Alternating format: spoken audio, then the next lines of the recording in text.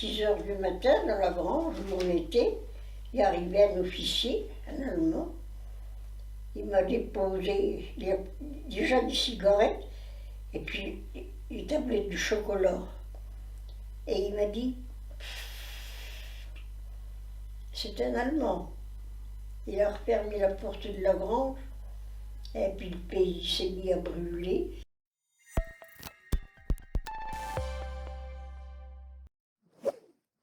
Je suis arrivée ici en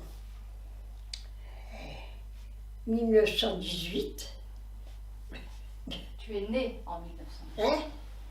Tu es né. Née en 1910. Je suis arrivée ici à 19 ans, en 1937. Pourquoi vous êtes allé en Nouvelle-Calédonie? Eh bien, parce que notre fille, son mari, il était à Paris, mais je ne sais pas dans quoi, c'était dans l'électricité. Et il leur fallait 3 hommes pour aller en Calédonie, 4 hommes. Ils se sont présentés tous les 4, il n'y en a qu'un qui a répondu, c'était lui. Il partait pour 4 ans.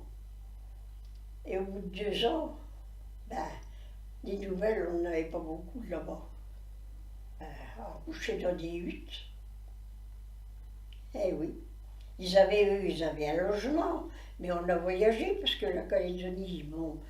Tu nous avais raconté aussi que vous étiez parti à l'Exode. Hein? Tu étais parti à l'Exode avec tes beaux-parents. Ah oui, eh ben Pierre, il avait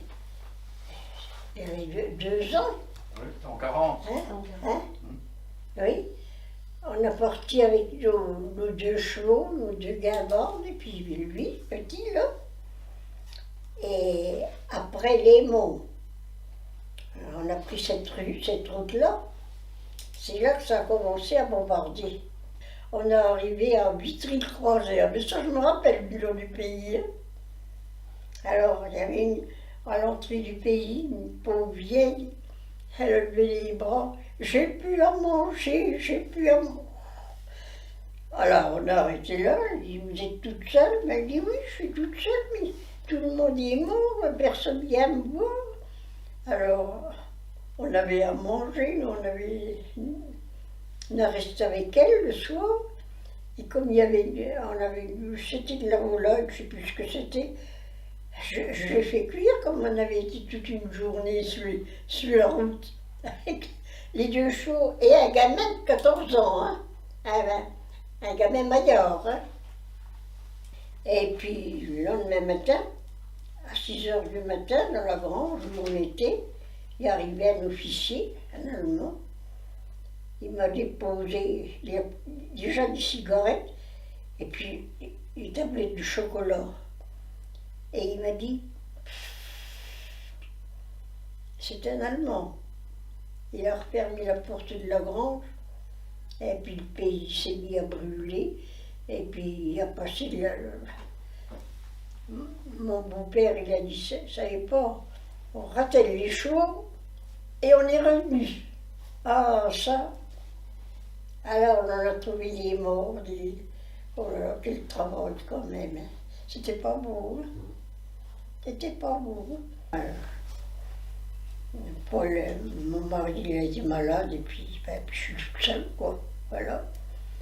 J'ai plus de parents. J'avais une sœur, elle est décédée, et son mari aussi. Après ça, ils avaient des enfants. Il y en a une qui est décédée, ils en avaient 4. Et 3 autres,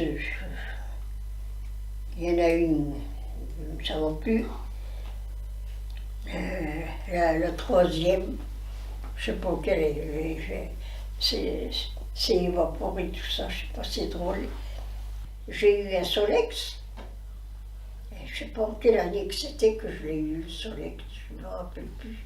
Après les guerres, la guerre, là, ça m'a servi, hein, parce que j'allais passer mon permis de conduire, la guerre arrivée, il n'y avait plus de permis. Comment est-ce que vous vous occupez de la journée? Comment? Comment est-ce que vous vous occupez la journée? Qu'est-ce que vous faites? Là? Ou en ce moment? Ou Moi, en ce moment, en général, comment est-ce que vous passez le temps?